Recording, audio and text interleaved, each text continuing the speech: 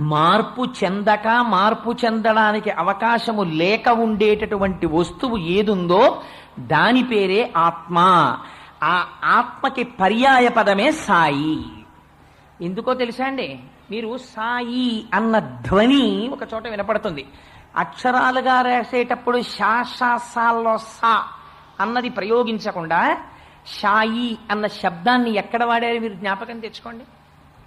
ఊర్ధ్వమూలమధశాయి అంది వేదం. పైకి కిందకి పక్కలకి వ్యాపించినటువంటి కాంతి స్వరూపము ఏదైతే ఉందో దానికి షాయి అని పేరు శబ్దరూపంగా. అందుకని ఇప్పుడు షాయి అంటే ఎవరు? అంతటా వ్యాపించినటువంటి వాడు. ఒకనాడు ఉండి ఒకనాడు లేనివాడు కాడు. ఎప్పుడూ కాలమునకు దేశమునకు లొంగనివాడై సర్వకాలముల యందు సర్వత్ర వ్యాపించిన వాడెవడున్నారో వారికి షాయి అని పేరు. మీరు మరొక